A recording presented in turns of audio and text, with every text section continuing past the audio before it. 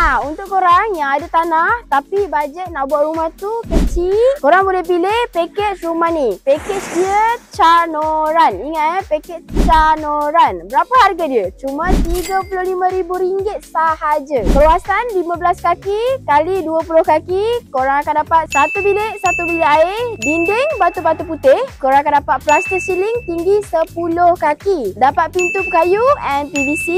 Bumbung pula korang akan dapat bumbung zinc or metal deck. Tingkap untuk package Canoran kita pakai tingkap aluminium. Tile dinding tandas ketinggian 5 kaki. Lantai simen render licin. Full house satu rumah untuk package Canoran and also package Hajar tadi. Korang akan dapat pipe air, kepala pipe and also tangki air juga. Wiring satu rumah pun dah include dalam package ni. Korang akan dapat cat putih luar dan dalam. And last kali korang akan dapat sanitary peralatan tandas. Jom kita tengok keadaan dalam rumah untuk package Canoran. Let's go. Ini keadaan dalam rumah untuk package RM35,000 daripada Harikon Bina. Diorang akan bagi free tabletop, sanitary peralatan dapur. Korang akan dapat kipas, lampu, wiring satu rumah, cat putih, luar and dalam. Package RM35,000 je tau. Macam-macam Harikon Bina bagi. Ini ruang tamu dia. Korang tengok, korang boleh letak sofa, boleh letak TV, dapat plug point. Jom kita tengok bilik dia.